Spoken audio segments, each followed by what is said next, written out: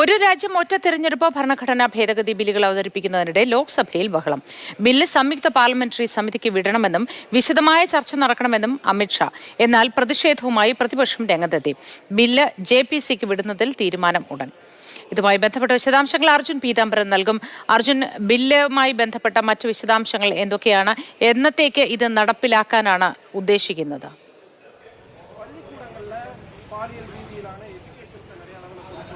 മൂത്തി അല്പസമയത്തിനകം തന്നെ ലോക്സഭയിൽ വോട്ടെടുപ്പ് നടക്കും. ഈ സംയുക്ത പാർലമെന്ററി സമിതിക്ക് വിടണമോ ഈ ബില്ല് എന്നുള്ള കാര്യത്തിലാണ് ഒരു തീരുമാനമാകാത്തത്. ആ പ്രഖ്യാപനം ഉടൻ തന്നെ ഉണ്ടാവും. ആ തീരുമാനമാവണമെങ്കിൽ ലോക്സഭയിൽ വോട്ടെടുപ്പ് നടക്കണം. കാരണം ശബ്ദ വോട്ടെടുപ്പിൽ ഈ ബില്ല് JPCക്ക് വിടണമോ വേണ്ടയോ എന്നുള്ള കാര്യത്തിൽ ഒരു തീരുമാനമായിരുന്നില്ല.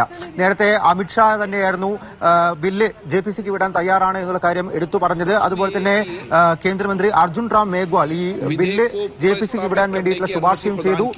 JPCക്ക് വിടാൻ തയ്യാറാണ് എന്നുള്ള കാര്യം സ്പീക്കർ ഓം ബിർളയും അറിയിച്ചു. പക്ഷേ കൃത്യമായിട്ടുള്ളൊരു ചർച്ച ഈ ഒരു രാജ്യം ഒറ്റ തെരഞ്ഞെടുപ്പ് ബില്ലിൽ നടക്കാത്തതിൽ വലിയ രീതിയിലുള്ളൊരു പ്രതിഷേധം പ്രതിപക്ഷം ഉയർത്തി. ഈ കാര്യത്തിൽ ഒറ്റക്കെട്ടായി പ്രതിപക്ഷം പ്രതിഷേധവുമായി രംഗത്തെത്തിയിരുന്നു. ഇപ്പോൾ എന്തായാലും വോട്ടെടുപ്പ് ആരംഭിക്കാൻ പോവുകയാണ്. ആ വോട്ടെടുപ്പിന് ശേഷമായിരിക്കും JPCക്ക് വിടണമോ സംയുക്ത പാർലമെന്ററി സമിതിക്ക് വിടണമോ എന്നുള്ള കാര്യത്തിൽ ഒരു തീരുമാനമുണ്ടാവുക.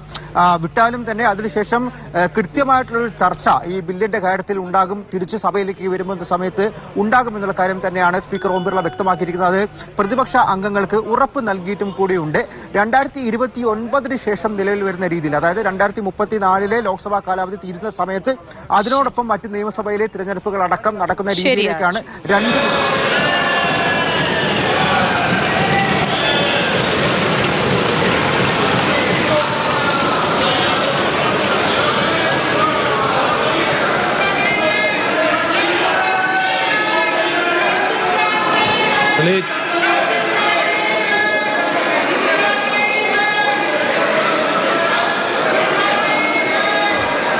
क्या मान्य सदस्य तरीका है?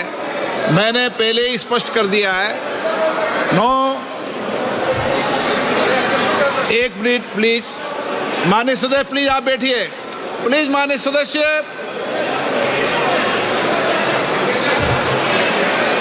आप सब वरिष्ठ हैं.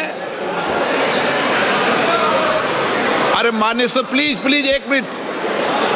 एक बार दोबारा कराएंगे. रुको, एक बार दोबारा कराएंगे. हाँ, ऑब्जेक्शन है, उनको पर्ची दे दीजिए. मैं माननीय सदस्यों से पुनः आग्रह करता हूं. मैं माननीय सदस्यों से प्लीज बैठिए, एक बार सुनिए. मैं माननीय से पूरा आग्रह करता हूं. मैंने पूर्व में भी कहा था. അർജുൻ പീതാംബരൻ അർജുൻ, അതിൽ അനുകൂലിച്ചവരുടെ എണ്ണം എത്രയെന്നത് സംബന്ധിച്ച് നമുക്ക് ദൃശ്യങ്ങളിൽ കാണാനാവും. വിശദാംശങ്ങൾ അതുമായി ബന്ധപ്പെട്ട എന്തൊക്കെയാണ്? कोई आपत्ति हो तो वो अपने मत को पर्ची के माध्यम से भी. തീർച്ചയായിട്ടും 220 പേർ ബില്ല് JPCക്ക് വിടുന്നത് അനുകൂലിച്ച് വോട്ട് ചെയ്തിട്ടുണ്ട്. 149 പേർ എതിർത്ത് വോട്ട് ചെയ്തിട്ടുണ്ട്. പക്ഷേ ഈ പ്രക്രിയകളിൽ എന്തോ പ്രശ്നമുണ്ട് എന്നുള്ള കാര്യമാണ് നിലവിൽ എന്തായാലും സഭാ അധ്യക്ഷൻ കൂടെയായിട്ടുള്ള സ്പീക്കർ കൂടെയായിട്ടുള്ള ഓം ബിർള ചൂണ്ടിക്കാണിക്കുന്നത്. ഒരു പക്ഷേ വോട്ടെടുപ്പ് വീണ്ടും നടക്കാനുള്ള സാധ്യത കാണിക്കുന്നുണ്ട്. ഒന്നുകൂടി ഒരു പക്ഷേ ലോക്സഭയിൽ ഈ ബില്ല് JPCക്ക് വിടണമോ വേണ്ടയോ എന്നുള്ള കാര്യത്തിൽ ഒന്നുകൂടെ ഒരു പക്ഷേ വോട്ടെടുപ്പ് നടന്നേക്കാം. പക്ഷേ എന്തായാലും ഇതിനോടകം തന്നെ ബില്ലുകൾ JPCക്ക് വിടാൻ വേണ്ടിയിട്ടുള്ള അനുമതി അല്ലെങ്കിൽ വോട്ട് അത്രയും പേര് തന്നെ അനുകൂലിച്ചിട്ടുണ്ട്. 220 പേർ ഈ ബില്ല് JPCക്ക് വിടാമെന്നുള്ള കാര്യത്തെയാണ് അനുകൂലിച്ചിരിക്കുന്നത്. പക്ഷേ എന്തായാലും ഒരു തവണ കൂടി വോട്ട് ചെയ്യേണ്ടി വരും എന്നുള്ള കാര്യമാണ് സ്പീക്കറായിട്ടുള്ള ഓം ബിർള അറിയിച്ചിരിക്കുന്നത്. അതിനുശേഷമായിരിക്കും അന്തിമ തീരുമാനമുണ്ടാവുക. JPCക്ക് വിടണമോ, അതായത് സംയുക്ത പാർലമെന്ററി സമിതിയുടെ പരിഗണനയ്ക്ക് വിടണമോ വേണ്ടയോ എന്നുള്ള കാര്യത്തിൽ ഒരു തീരുമാനം ഉണ്ടാവുക, ഒരു ഔദ്യോഗിക പ്രഖ്യാപനം ഉണ്ടാവുക. എന്തായാലും ഇതിനോടകം തന്നെ 2 ബില്ലും അവതരിപ്പിച്ചിട്ടുണ്ട് അർജുൻ റാം മേഘ്വാൾ നേരത്തെ തന്നെ.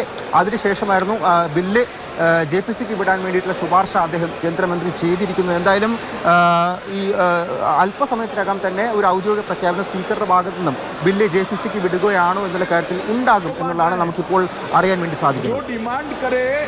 ശരി അർജുൻ, ബില്ല് JPCക്ക് വിടുന്നതിൽ തീരുമാനം ഉടൻ ഉണ്ടാകും. വോട്ടെടുപ്പ് നടക്കുന്നു. 220 പേരാണ് അനുകൂലിച്ചുകൊണ്ട് വോട്ട് ചെയ്തിട്ടുള്ളത്. 149 പേർ ഇതിനെ എതിർത്തിട്ടുണ്ട്. ബില്ലുകൾ അവതരിപ്പിക്കാനുള്ള അനുമതിയായിട്ടുണ്ട് എന്നാണ് ഏറ്റവും പുതിയ വിവരം. അർജുൻ പീതാംബരനാണ് വിവരങ്ങൾ നൽകിയത്.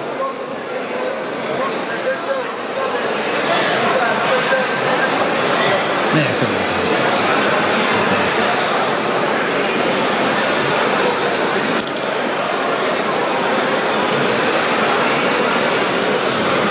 माननीय सदस्यगण प्लीज प्लीज माननीय सदस्यगण मैंने फिर आग्रह किया है, जिन माननीय सदस्यों को अपने मत को संशोधित करना है वही पर्ची लें,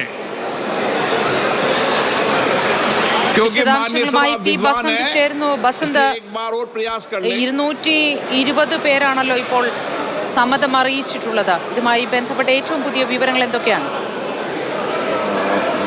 220 പേരാണ് ഇപ്പോൾ ബില്ല് അവതരിപ്പിക്കുന്നതിന് അനുകൂലമായി വോട്ട് ചെയ്തിരിക്കുന്നത്.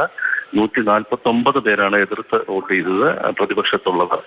അതേസമയം DMKയും NCPയും ബില്ല് JPCക്ക് വിടുകയാണെങ്കിൽ പിന്തുണയ്ക്കാം എന്നുള്ളൊരു നിലപാട് നേരത്തെ തന്നെ സഭയിൽ സ്വീകരിച്ചിട്ടുണ്ടായിരുന്നു. ബില്ല് JPCക്ക് വിടുമെന്ന് ആഭ്യന്തരമന്ത്രി അമിത്ഷായും അതോടൊപ്പം തന്നെ നിയമകാര്യമന്ത്രി അർജുൻ റാം മേഘ്വാളും സഭയെ അറിയിക്കുകയും ചെയ്തിട്ടുണ്ട്. വലിയ വിശദമായ ഏകദേശം ചർച്ചയാണ് നടന്നത്. പ്രതിപക്ഷ അംഗങ്ങൾ ബില്ല് അവതരണത്തിനെ എതിർക്കുകയും ചെയ്തു. ബില്ല് അവതരിപ്പിക്കാൻ ലോക്സഭയ്ക്ക് അധികാരമില്ല, അല്ലെങ്കിൽ ഇത് ഇത്തരത്തിലൊരു ബില്ല് കൊണ്ടുവരാൻ ലോക്സഭയ്ക്ക് അധികാരമില്ല എന്നുള്ളൊരു നിലപാടാണ് പ്രതിപക്ഷം എടുത്തത്. പ്രധാനമായും സംസ്ഥാനങ്ങളുടെ അധികാരം കവരുന്ന ഒരു ബില്ലാണിത്. സംസ്ഥാന നിയമസഭകളുടെ കാലാവധി ലോക്സഭയുടെ കാലാവധിക്ക് ഒപ്പമാക്കുന്നത് ഭരണഘടനയുടെ ഫെഡറൽ സംവിധാനത്തിന് വിരുദ്ധമാണ് എന്നുള്ളൊരു നിലപാടാണ് പ്രതിപക്ഷം സ്വീകരിച്ചത്. അതേസമയം സർക്കാരാകട്ടെ ഈ വിഷയത്തിൽ അനുകൂലമായ നിലപാടാണ് സ്വീകരിച്ചത്. നിയമകാര്യമന്ത്രി പറഞ്ഞത് ഭരണഘടനയിൽ തന്നെ ഇക്കാര്യം വ്യക്തതയുണ്ട്. മാത്രമല്ല 80 മുതൽ തന്നെ നിരവധി കൂടിയാലോചനകളിൽ ഇത്തരത്തിലൊരു ഏകീകൃത തെരഞ്ഞെടുപ്പ് വേണം എന്നുള്ളൊരു നിലപാടാണ്.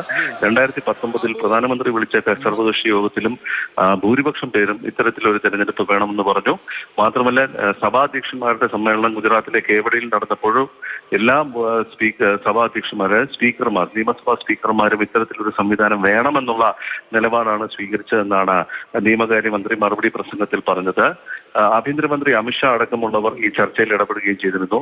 കൂടുതൽ ചർച്ചകളുടെ ആവശ്യമില്ല, JPCക്ക് വിടാൻ തയ്യാറാണ് എന്ന് ബില്ല് അംഗീകരിച്ച മന്ത്രിസഭാ യോഗത്തിൽ തന്നെ പ്രധാനമന്ത്രി പറഞ്ഞതാണ്.